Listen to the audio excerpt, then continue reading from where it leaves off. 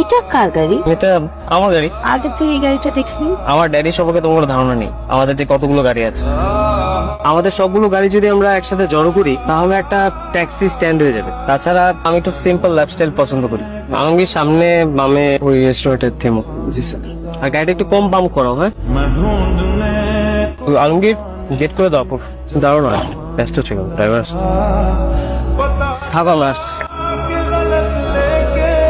চল।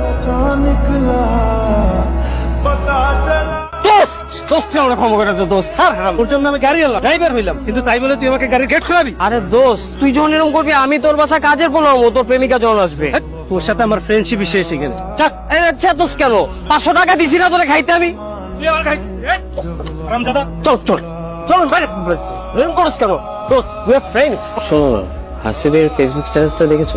ছাগলটার স্ট্যাটাসে দুইটা বানান ভুল এবং বাক্য গঠনও ঠিক মতো হয়নি। তবে বাক্য গঠন করতে পারে না, আবার স্ট্যাটাস দেয়। মানুষের বানান ভুল নিয়ে তোমাকে কনসার্ন হতে আমি আগেই না করছি।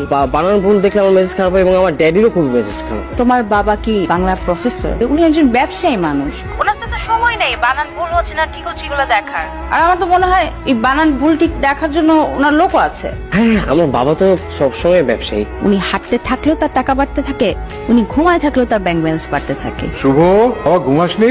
এত রাত পর্যন্ত কি কথা বলছিস? বাবা লাইটটা বন্ধ করে ঘুমা। এ মাসে কারেন্টের বিল আসছে অনেক, সবকিছু এত খরচ, আমি আর পারি না রে বাবা। আমার কেন যেন মনে হয় তুমি সবসময় কোনো একটা বিষয় নিয়ে ইনসিকিউরিটিতে ভোগো। আমি ভুগবো ইনসিকিউরিটিতে। আমি হলাম গিয়ে পৃথিবীর সব থেকে সিকিউর একটা ছেলে, যার বাবার হাজার হাজার কোটি টাকা সম্পত্তি, দেশ জুড়ে রয়েছে কয়েকশো বিঘা জমি, যেগুলো খাওয়ার কোনো মানুষ নেই। আমি ভুগবো ইনসিকিউরিটিতে। এই আলমগীর, তুই বল না তোর ম্যাডামকে আমাদের অবস্থা। জি স্যার, অনেক সম্ভব। দেখো, আমি না কখনো জানতে চাই না মানে তোমার বাবার কি আছে, কত টাকা পয়সা, কত সম্পত্তি।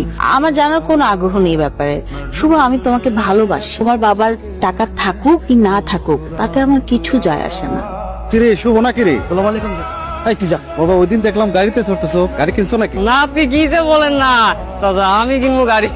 বাতিজা, আমার চোখে কিন্তু ফাঁকি দেওয়া যাবে না। আর একটু চেষ্টা করলে তো গাড়ির নাম্বার সহ বলে দিতে পারবো। তোমার সাথে তো একটা মেয়ে হয়েছিল। আপনার দিকে পায়ে পড়ি চাচা, কাউরে কিছু বললেন না চাচা। এটা আমার গাড়ি না, আমারটা বন্ধুর গাড়ি। ওর কাছে চাই আমি একটু ঘুরতে পেরেছিলাম। আচ্ছা ঠিক আছে, যাও। কিন্তু বাপটা ওই দিন একটু বেশি হয়ে গেছিল।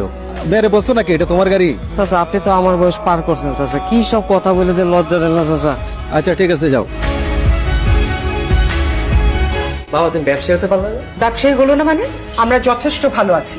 তোর দাদার কিন্তু এই অবস্থা ছিল না, তার থেকে আমরা অনেক ভালো আছি। ভালো গেছে, এটা ভালো থাকে। চলাফেরা করতে তো কষ্ট হয়ে যেতেছে আমার। তোর খাওয়া দাওয়া, পড়ালেখা, পোশাক কোনো কিছুতে কমতি রেখেছি আমরা? কিন্তু